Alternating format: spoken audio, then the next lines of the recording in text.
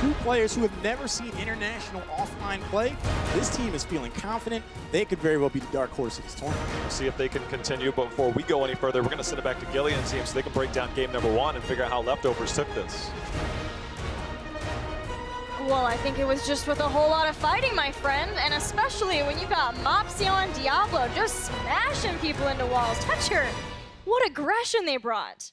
I was very prepared to say that Mopsio got kind of bullied in the early stages of the game, but the second he was able to get online, he was getting hit by everything.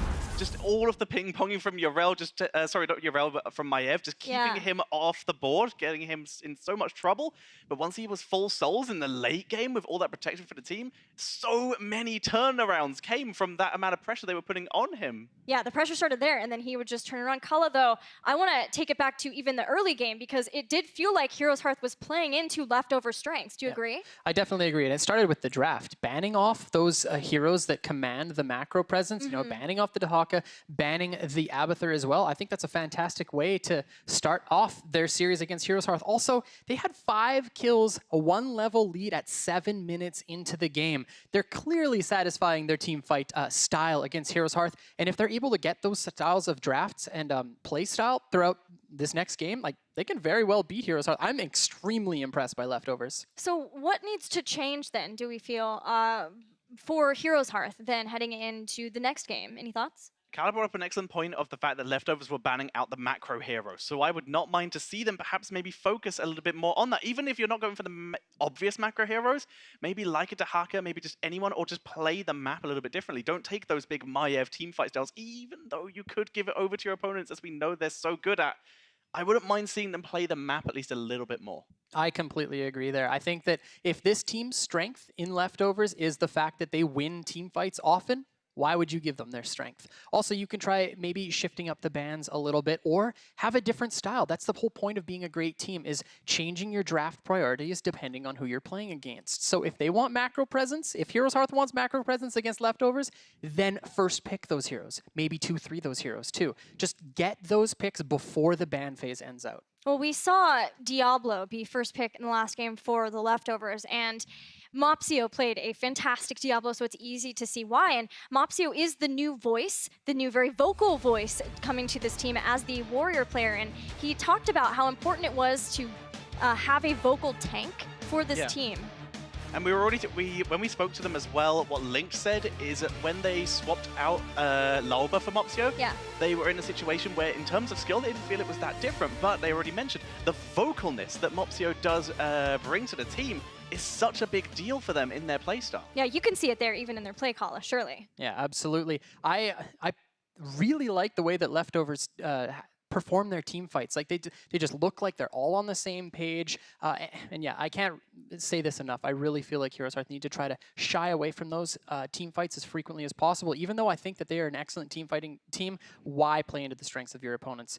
Yeah, that's basically the biggest point to be drawn from that game. 2 things that concern me that we didn't see from Leftovers in that last game, but I wonder if we will, or if they've been able to work out going forward, are engagements. And sometimes when they are falling behind in a game, you can see someone, and usually it's either Blakitny when he's on his Maiev, or Mopsio get aggressive before the rest of the team has all shown up and are ready for that fight. And that is an opportunity for somebody to take advantage, but that usually only happens when Leftovers are behind. They're trying to get those fights to come back. If HeroesHearth can't get the early game, is that a big concern, Toucher? It could be, but I was actually quite interested in the fact that we already mentioned it earlier. A lot of the engages, quote-unquote engages from Leftovers, were counter-engages after they were engaged upon.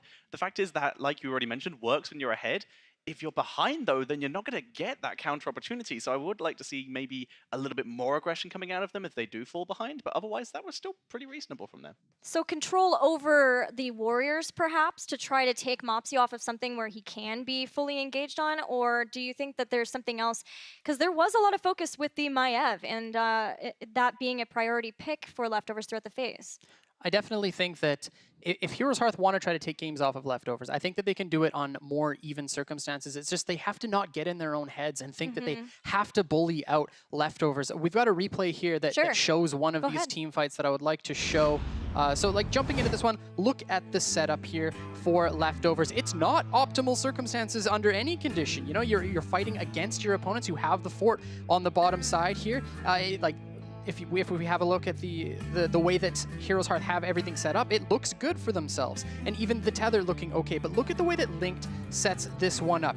Huge combination here. The 16 from Deckard Cain. Like, this is absolutely massive. We cannot forget about the fact that Linked is like almost a carry for this team. And this was the biggest swinging point for me because HeroesHearth could have very reasonably taken this game, but this was the huge setup. Like, look at the combos coming through, the synergy from Leftovers. This is their team fight strength. Everyone ends up dying at this point. Like, this is a huge play on your opponent's fort. Just fantastic job by the Leftovers. Even tried to drop a spray mid-fight there. That's how forward momentum Leftovers were moving there. It's the important things in life, guys. Grab your sprays when you're getting kills. That's everything for the momentum. Next up, we're going to be headed to Game 2, and that battleground will be Battlefield of Eternity, chosen by Leftovers, a Leftovers favorite, but for HeroesHearth, it means that they give up the choice of where we go so that they can guarantee and get first pick. This is an interesting one. I personally can't wait to see what these teams decide to draft on this map. I think HeroesHearth is very strong on this map, just based on results from everything I have seen from them. Leftovers, not as sure about, but again, I really do think that HeroesHearth just need to try to generate some sort of macro pressure against Leftovers, or they might be left out. Left over? Left over? They'll be the ones being left over? Yeah. I see what you're doing Something there. like that. This is Game 2 with Leftovers, our European team, number 4 seed, up against the number 1 from NA. HeroesHearth bans Diablo. I saw, was that a dance of happiness? It was I like it. That was Okay. very much a good reaction. It is a solid hero. Once again, Kyla mentioned it perfectly earlier. Maybe taking Mobsio off of some of his favorite heroes could be the reaction that is required here. So I like that they're trying that, and they're not just going to try and do the same thing again. Of course, then also banning out the Genji. The Abathur on Battlefield as a ban, though. Very interesting. It's something that North America loves to run, and I think that's a fantastic ban. Again, another macro hero, but this is what we're talking about. Instead, HeroesHearth decide to run with the Urel, which is a teamfight-focused hero, as opposed to looking at perhaps even a Dahaka. Yeah. Generate that macro. But yeah, I absolutely love the fact that the Diablo was banned. It really looked like Mobsio was leading the charge in those fights, and it looked fantastic for Leftovers. What is their 1-2? Where is Raynor in this? Leftovers had not played Raynor throughout the end of Phase 1, but Maiev is still up. They get Maiev and they get Phoenix, which is a classic pick to go along with it. The cage setting up so that Phoenix can hit a lot of people with Purification Salvo. We'll see if there's maybe some slows to add to the equation later on. Even post-Phoenix nerfs, they still have managed to pick up 2 wins on him ever since that patch. So they're looking pretty good with this, and like you mentioned, they already have a good setup. So here is a solid reaction. What happens if you get caught in a Warden's cage? You either block the damage with a good circle of protection potentially, or you portal out. Well, a cage does not matter if there's a door in it. Very true. I wonder if a Stukov is going to be a ban target for HeroesHearth, or perhaps it's going to be a Deckard Cain. To me, it looks like one of those two. Or do they just try to take away another hero from Mobsio? Because when you see, or when you have the Medivh and your opponents don't have a support, those are two very realistic bans for HeroesHearth. They're taking a little bit of time here. They got 20 seconds. Raynor was the ban for Leftovers, so the Leftovers just wanting to remove that consistent backline carry, even though they just beat it when Tron was playing that one. And there is the Deckard Cain ban. Absolutely fantastic. Very much so. Good slows for Phoenix. Fantastic poke on this map as well, where poke can just be so important. And of course, a good wombo combo setting up with the Maiev. And Link played it so well last game, you cannot possibly fault this ban. What's very interesting to me heading into this match is that both of these teams have some of the least amount of heroes played in their respective regions, because Leftovers are a lot like HeroesHearth. They have their power picks on each role.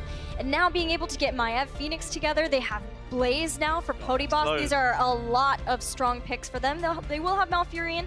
You know, he is more vulnerable, so maybe that's something that HeroesHearth can get on top of with the Medivh. The Malfurion as well does give the option, if they want to go more to Twilight Dream style, even more wombo potential, and actually reaction potential to the portals, being able to drop that route underneath the portal. So what we see here instead is the Rhaegar coming in from HeroesHearth as their support. Starters, fantastic immortal damage, allows them to potentially go for a little bit of race that Leftovers are currently very much lacking. then it also gives them the opportunity to go for aggressive rush in team fights with, if they wanted to, the potential Bloodlust doesn't affect Medivh that much, but if not, Ancestral with a Force of Will to protect and let it go through is fantastic. Can't count on the cleanse either, especially, you know, this Murden coming in last pick. I think that's a great choice. What's interesting to me is the fact that Leftovers are playing against a Medivh and a Garrosh, but they elect to choose a hero that can get dove easily over. I mean, Stukov can get dove easily as well, but that silence has proven to be extremely effective against heroes such as Medivh and Garrosh so far, even just in this tournament. Yeah, perhaps it is that Linked is so confident in his positioning that once people come through the portal, then he has the roots there, and then they have a lot of engagement possibilities. You know, Murden, he had the double stun once he stacks that up. You've got Jet Propulsion too, and then having that control there and being able to jump on top of them, and then he can step back forward with the Twilight Dream. What did you think of the draft, Tetcher? Sorry, I know your name. I think Leftovers draft, the front line of it is the best word I can use to describe it is stalwart. They have so much protection for the backline. The portals, though, can skip this. So we already mentioned Malfurion is so vulnerable. If they can drop the roots, though, that's a counter engage waiting to happen. Whereas, of course, we've already seen just exactly what Maiev can do in terms of set up engage. I think I actually barely prefer Leftovers draft this time. I think they have enough for that classic salvo combo if they can CC Medivh. Well, it is their battleground choice, so we'll see if they can 2-0 the NA top tier team or if HeroesHearth will take us to game 3. Casters, over to you. Well, Lauren, you and I were back here watching the draft, and as the draft started to unfold, we kept giving each other that side eye, like, you seeing this, I'm seeing this, what you feeling about this? Well, HeroesHearth is always a very dynamic and exciting team, but I don't think they wanted it in this fashion when they're going down against the 4th seed in EU. But they seem to be very confident in themselves and this Garrosh pick, but with this high execution comp in Medivh, their coordination is going to have to be there. Coordination will be necessary as we head into game number 2 here for HeroesHearth. They need to pull it together. You don't want to have a third North American team fall to Europe in the early part of the day. We know Kaldor loves that way too much. As Ishbu, he will be taking his turn on that Garrosh this time. Arthlon, he's known to play those clever heroes. Maiev last game, Medivh this time. McIntyre, of course, getting his favorite, Yrel. BBJ, of course, going to be supporting it all on Rhaegar, but Kron, he's trying to bring it home on a classic hero for him with Greymane. He's in a good spot over on the right side. Also in a good spot, up 1-0 in his best of 3. Hodaboss, he's going to be playing Blaze DAB. Not on Leeming this time, on Phoenix. Linked is going to switch over to Malfurion. Blakitny is now on Maiev. And Mopsio will be looking to ring people's bells with Murden. Well, right away, this is the changed Malfurion, so we do see Celestial alignment. This has been around for a while, but getting the extra reveal on that duration when you hit with the Moonfire, but also empowering your basic attacks. So, Lynx, if he liked to be aggressive before and he wants to move forward, we'll see if those portals can get onto him if he finds his way in. So we'll see how that plays out as this game goes on. Knowledge is power. Being able to pick out those macro decisions, those rotations can only help Leftovers at critical points in this game. Medivh flying overhead, not going to bring too much to the table in terms of wave clear or early aggression. You want to teleport into towers. That could be pretty bad for your health. But both of these teams just kind of understanding. But look at the brazenness out of Leftovers, dropping those sprays now. Dude, Leftovers has such a cavalier attitude. I mean, they're like the outlaws. They know that they're not the favored team. They're not the team that everybody is rooting for, but they are the underdog. And I can guarantee you, if you have the opportunities that we have to talk to these guys behind the scenes, this is a fun bunch. They are a blast to talk to. They understand their position. They know what they're capable of. If they pull off a run, I wouldn't be surprised, but they are fun to watch nonetheless. Yeah, they have nothing to lose here. If they went down 0-2, it's like, okay, well, that's the #1 seed, but they're looking to go in. A nice Humblebind's going to lock in HeroesHearth for the moment, and Garrosh has no escape. First to get taken down, McIntyre goes in on the back line, trying to trade out on Blakitny, but that's not going to work out. Mopseal's going to hang around, land and stun before he gets taken down. 2-for-1 trade so far. These teams are brawling right now, Jao. It's game number 1, except game number 2 at the end of it. I mean, the fact that, okay, listen, I watch a lot of heroes, and we'll see different maps have different rotations, but when I see both of the solo laners come down from top to bottom on Battlefield of Eternity, I know I am not watching a normal game. So a different approach, a scrappy approach, and a 3-for-1 trade. I hate to say it, but this feels oddly familiar for Leftovers. Oddly enough, HeroesHearth, I think they're a team that loves the scrap. Because some of their most amazing player is when they're able to coordinate heroics. They pull off compositions that don't really seem to make any kind of sense. but they're finding a really tough opponent in Leftovers. This team looks to rumble also, and they're getting the upper hand. 3 takedowns to 2.5 minutes in a game, like you said, on Battlefield of Eternity. It's not a good sign. HeroesHearth does get the camp at the top of the map, so that will give them some control. Hand of Freedom picked up again by Urel. So for those members that are slowed by the oil, we know Salvo does more damage to slowed heroes, so that is one way to mitigate some damage. They talked about cleanse as well with Rhaegar, self-cleanse for Garrosh. So there are things that you could go, and then of course Medivh, especially if he goes into Circle of Protection. There are so many options for HeroesHearth to survive potential onslaughts as this game goes on. Some of those starting to come online here as early as level 4. They got to make it to the mid to late game. McIntyre's going to get called out to the carpet with the Umbral Bind. The root goes in also, but the portal's going to be able to let them escape. Urel gets taken down, but the Malfurion for a 1-for-1 trade without support. We could see HeroesHearth look to go back in. Yeah, that is a chance for them. Blaze still at the bottom, dealing with that Shaman camp, so see if we get a portal in. If they find it, they will engage. The DAB putting pressure on Ishbu, trying to engage, but one of the things that does so well is that slow, and there's a stun. Indomitable forced to be used as Ishbu does get the portal out. Krullen might not be so lucky. He's being tracked down. The support is there, and DAB is continuing to go in here. Ishbu's getting bullied, and it's opening up huge opportunities for Leftovers. And Dave is going to get rocked, comes out of the portal as a corpse. That is going to be the 5th takedown for Leftovers. They are not afraid of this engagement from HeroesHearth at all. The fact that DAB is that aggressive, I mean, it's one of my favorite things to watch about this player is that he's still finding his limits very much in the HGC environment. You know, there was some RNG at play for Ishbu because he wanted to walk away from that, but as we had mentioned it previously, something I talked about with Paula on our first game is one of the reasons Garrosh started to fall out of the meta was just as more and more ranged assassins came in, the control of a Jaina. And all of a sudden people are like, wait a minute, that plasma cutter, see if that plasma cutter comes in effect here, but Ishbu needs a way to engage, Indomitable force to be used there. Things getting scrappy again. McIntyre, this is another takedown. This is almost hard to believe. 6 kills in 4.5 minutes. That's a Mac and Ref in the chat. The portal was going to go further into enemy territory. There was no way Urel was going to be able to make it out of there.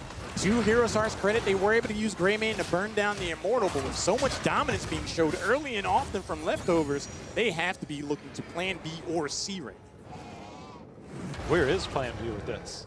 Everything about this, Medivh is probably your best bet for things scaling up. But Ishbu is having an impossible time with these soft engages, and it is strictly reliant on Medivh. And when they haven't been able to get the kills, you don't get longer duration for quite some time. And so when they're not getting these snap kills, they are struggling.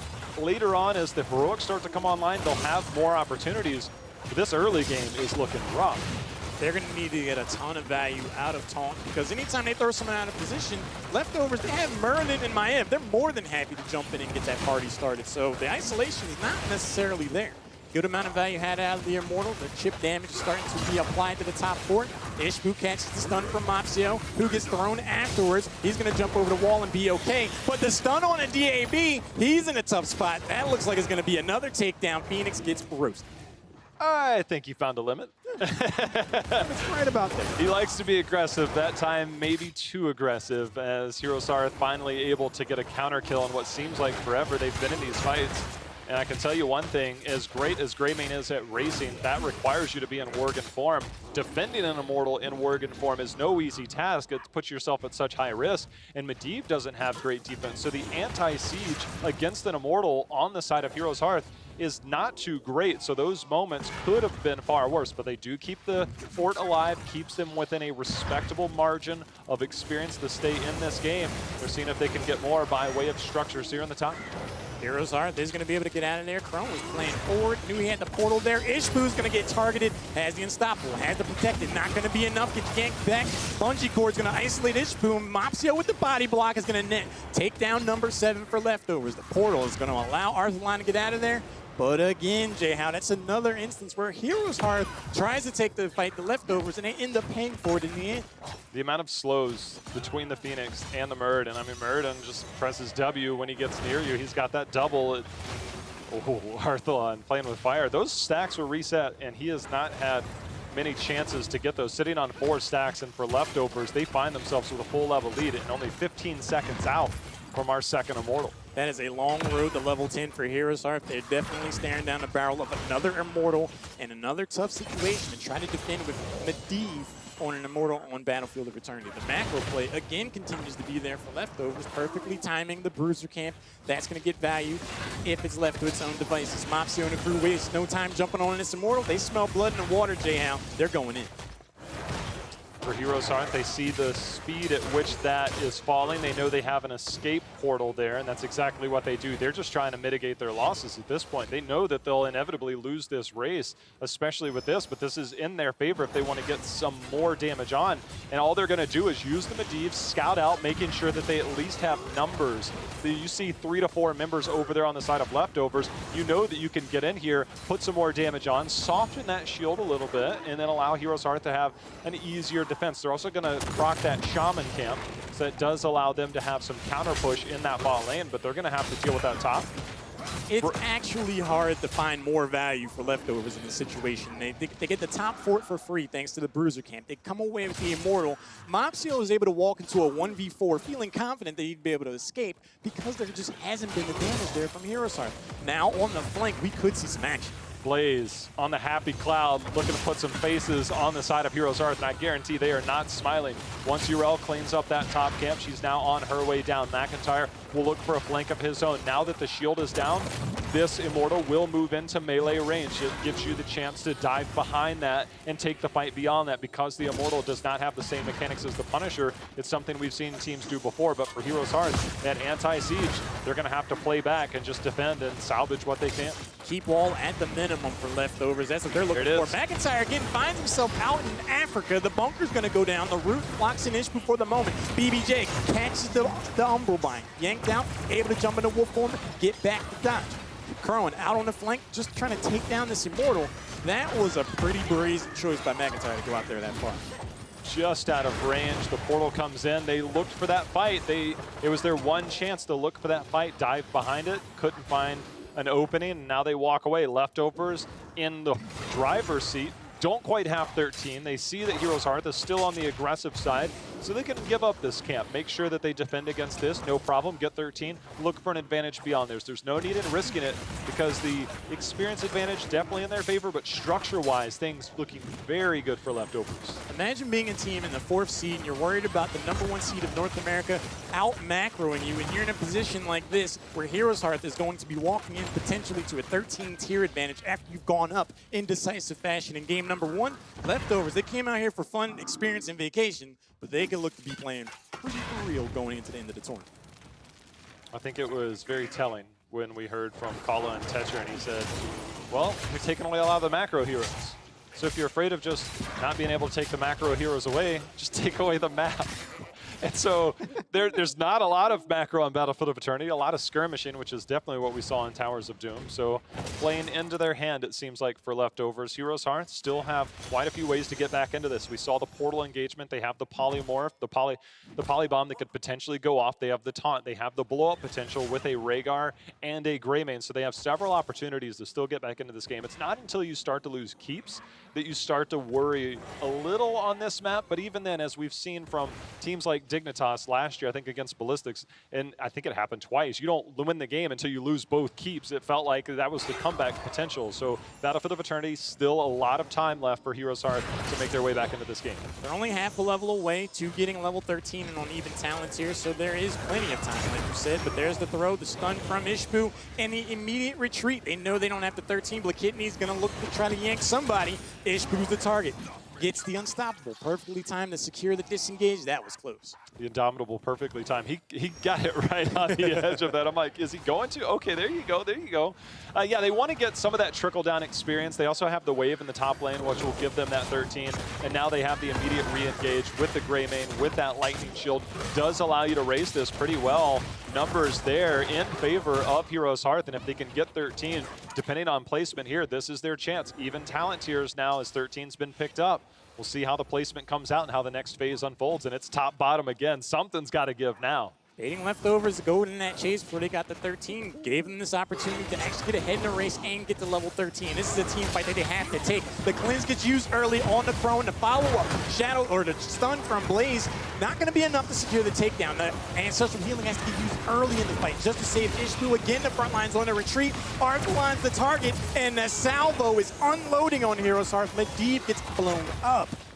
HeroesHearth just constantly, despite having the Garrosh, the Yrel, and the portals, they constantly find themselves using everything defensively, backing away defensively to deal with the amount of pressure that Leftovers comes right back in. And you can credit Boss on a lot of these engagements for getting the initiating part, but then Medivh or Maiev comes in, and all of a sudden you're getting tethered this way and that. And once that Ancestral was down, forced to be used on the front line of a Garrosh, you know that you have an advantage. So now, next Immortal phase, they snap, rotate over to that Shaman camp, which will now be pushing behind this Immortal. And now, for Leftovers, Keep looks very promising. And if we see the same type of aggression, they're low on cooldowns on the Heroics.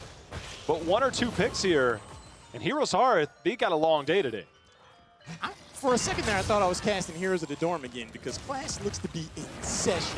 Leftovers with the perfectly timed Bruiser camp is going to be able to rock and roll in this top lane. They're looking for the keep wall at the very least. They're looking for catapults. If they can get a takedown or two, this could be a quick 2-0. It's going to be really tough for HeroesHearth to defend against this. They're going to have to show up. There it is. There's Blakitny making a play. Cleanse was used. That will save Kron for the moment. But again, the anti-siege of HeroesHearth is abysmal at this point. Kron just trying to get away. He has to get out of there, but he does not make it. And now here's the moment. Leftovers, they're going to try and end it right now. 14 minutes in. Tranquility's out, keeping them alive. Shields are down on the side of HeroesHearth. And now 90%, 80%, and falling in HeroesHearth. They're against the ropes, Lauren. HeroesHearth, the #1 seed of North America, NA's hope, is going to get taken down in convincing, decisive fashion by the Leftovers, and they're dabbing.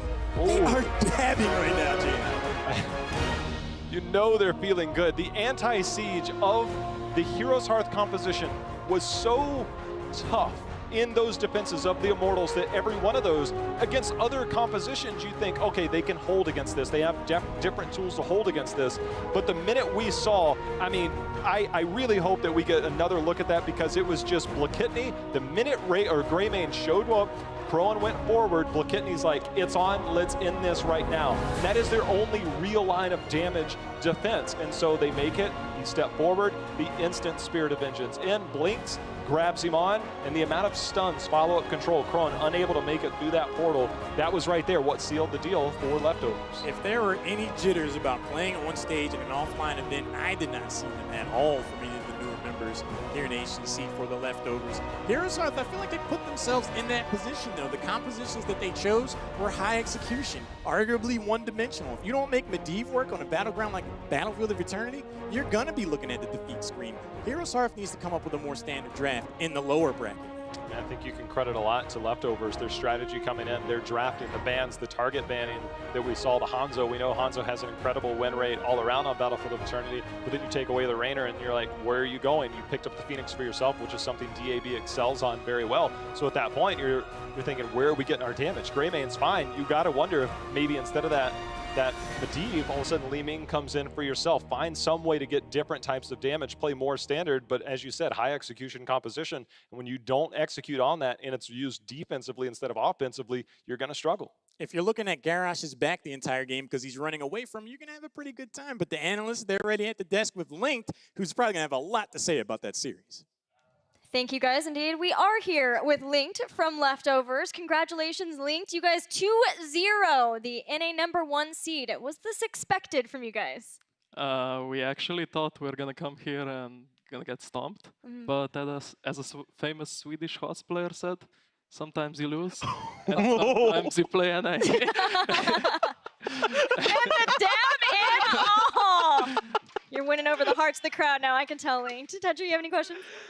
Just fantastic. Just congratulations for starters. Incredibly well done.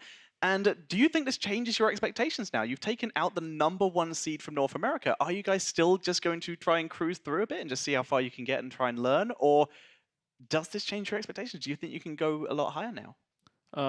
Actually, how I think is that we play on stage a lot better than we play on scrims, but playing against the other EU teams, it's still gonna be a hard matchup. But playing against the other NA teams, I think we have a good shot at beating them. First off, congratulations. Absolutely amazing performance, especially by you. You know, I went over a replay of yours, and it was all set up basically by you. I call you one of the carries on the team. So personally, I just wanted to pump you up there a little bit. I think that your play was absolutely fantastic. My one question is, was your guys', and feel free to just tell me not to ask this sort of question, but was your overall strategy to just remove, you know, controlling style heroes from HeroesHearth and just focus exclusively on team fighting? That's more of the Black Kidneys and Mopsios case, because I'm not drafting, I just perform on the stage. But we played Method a lot, so the second game when they picked Medivh, we kind of knew how to play the matchup. Yeah. Now, Linked, I know you have experience on stage in front of a crowd, and you guys have DAB and Podyboss who hadn't done that before, and especially playing versus a crowd that is going to cheer for their NA team. You know, what were the nerves there? And if so, it didn't seem like it for us. How long did it take before they were gone? Actually, since we're the underdogs, we didn't have much expectations, so we just like went in YOLO style and took the series. Nice. Are there any final questions that we have for Linked? I don't think so from myself. I do have a replay that I wanted to go over with everybody. To me, it was just, I felt like HeroesHearth didn't set up their fights properly. If we look at this situation right now, we see the top and bottom side Immortals spawned here. Defensive spawning here for HeroesHearth, and then on the bottom side, of course, for Leftovers. But watch the way that HeroesHearth sort of enter into this situation. They just don't seem to all be on the same page. As we scroll forward here, we see McIntyre just jumping over the wall, and to me, immediately when I saw this, I was like, I'm not sure what HeroesHearth are trying to do, and that opened up an opportunity for the Leftovers to push in. We see this right now. The Storm, as soon as McIntyre jumps over Mopsio, it's like, yes, boys, let's go. Start moving in here, and then this is basically the start to the end of the game. Huge combinations from the rest of Leftovers. They end up getting kills off of this, which secures themselves a very healthy Immortal, as we see down here, and then they basically just push in top off of this and secure the game. And to me, this was all set up by HeroesHearth just not really knowing where to go with this fight. If they wanted to take a team fight, why wouldn't they take it on their Immortal? And actually, that has inspired me for one more question directly at you. Even with the potential for all of that hard engage from the portal, for example, what is the mindset of taking Tranquility over potential Twilight Dream for the turnaround plays? Okay, so their team comp, like Yaril and Garrosh, are pretty tanky, so the silence doesn't do much, and actually Medivh can counter it as well with a shield, so having more sustain in the team fight is a lot better, in my opinion, than me actually having to run it down with the silence and trying to make a big play for it. All right, cool. Well, thank you very much, Link, for joining us. Congratulations and good luck to you in your future and your team for the rest of the tournament. For now, we're going to head to a commercial break. When we come back, Team Liquid versus Team Freedom. Stay tuned.